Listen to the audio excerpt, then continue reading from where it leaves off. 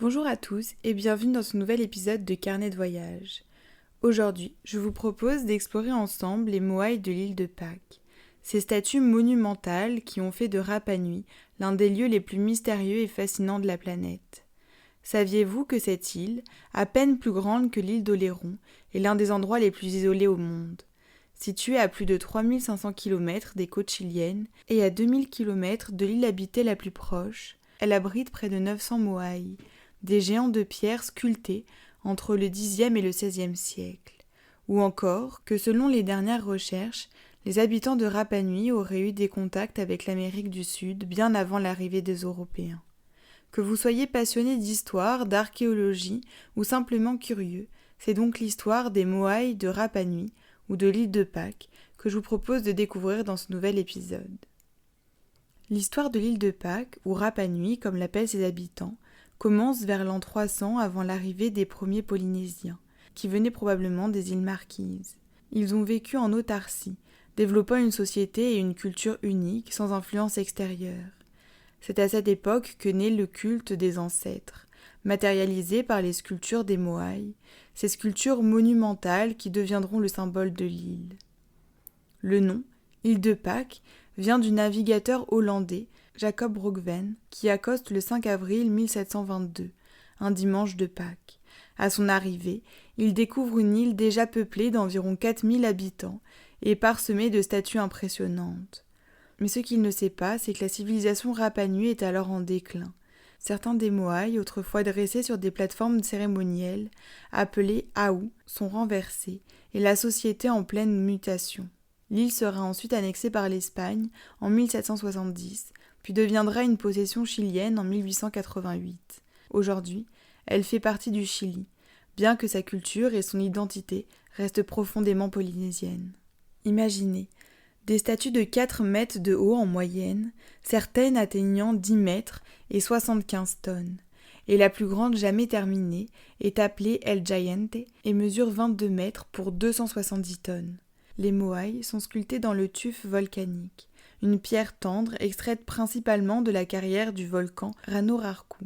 Environ 400 moaïs y sont encore couchés, à différents stades de taille, tandis que 397 autres sont dispersés dans l'île, dressés ou renversés. Leur forme est très reconnaissable. Un visage aux lèvres épaisses, un nez proéminent et des oreilles allongées. Certains moaïs portent un pukao, c'est-à-dire un chapeau de pierre rouge symbolisant le pouvoir spirituel. Leurs yeux, autrefois incrustés de corail blanc et de basalte noir, leur donnaient une apparence vivante. On retrouve encore ces yeux sur certains moaïs. Les moaïs étaient placés sur des aous, des plateformes cérémonielles en pierre, souvent situées près de la côte. Ces structures, parfois longues de 150 mètres, servaient de lieu de culte et de sépulture pour les chefs de clan. Le plus grand aou, Tongariki, supporte 15 moaïs alignés, offrant un spectacle impressionnant, notamment au coucher du soleil. Les moaïs de l'île de Pâques sont entourés de nombreuses légendes et anecdotes. J'en ai sélectionné 4 qui, je l'espère, vous en apprendront un peu plus sur ces gardiens de pierre.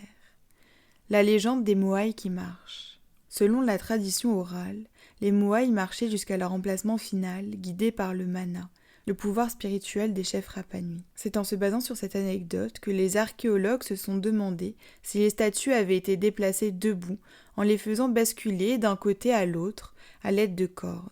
C'est d'ailleurs ce qu'a testé l'ingénieur tchèque Pavel en 1986 en déplaçant un moaï de 9 tonnes sur quelques mètres. Et ça marche. Cela pourrait même expliquer pourquoi des blocs de moaï cassés sont sur le chemin qui mène de la carrière aux emplacements finaux des moaïs. Mais pendant cette expérience, les blocs utilisés étaient en béton, une matière bien plus solide que celle des réels moaïs. En effet, d'autres scientifiques ont montré par la suite qu'ils étaient bien trop fragiles pour avoir été transportés comme cela.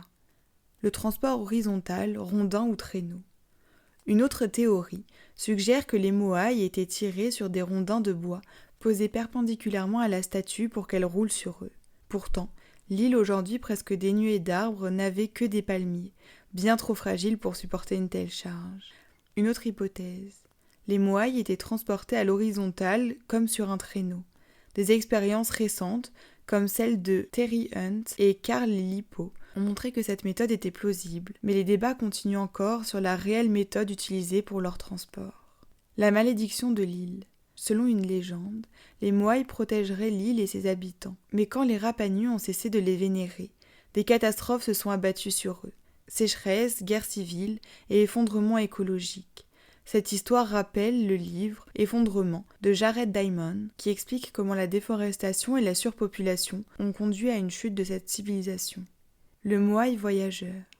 En 1872, le navigateur français Pierre Loti ramène une tête de Moaï en France, aujourd'hui exposée au musée du Quai Branly.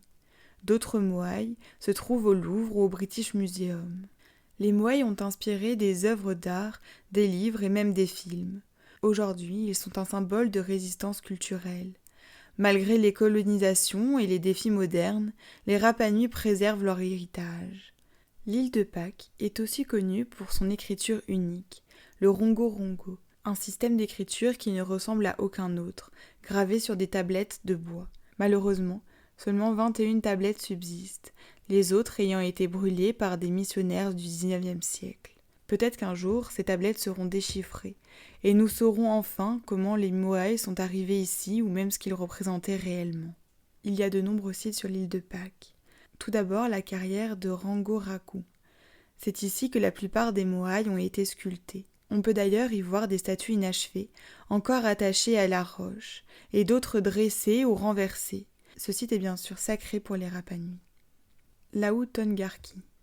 Le plus grand aou de l'île, avec ses 15 Moaïs alignés face à l'océan. C'est l'un des couchers de soleil les plus spectaculaires au monde. Le village d'Orongo. Situé près du volcan, ce site abrite des maisons de pierre, et c'est ici que se déroulait le culte de l'homme-oiseau qui a remplacé celui des Moaïs. La plage d'Anakena. L'une des rares plages de sable blanc de l'île où les premiers Rapanui auraient débarqué. Les Moaïs de l'île de Pâques sont bien plus que des statues. Ce sont des témoins silencieux d'une civilisation audacieuse qui a su défier les limites de l'isolement et de la technologie pour créer des œuvres monumentales. Leur mystère continue de fasciner, entre légendes, théories scientifiques et défis archéologiques. Que vous les admiriez en photo, dans un musée ou en personne, sur cette île lointaine, les Moaïs de l'île de Pâques vous laisseront une impression durable. Alors, à la prochaine pour un nouvel épisode de Carnet de voyage.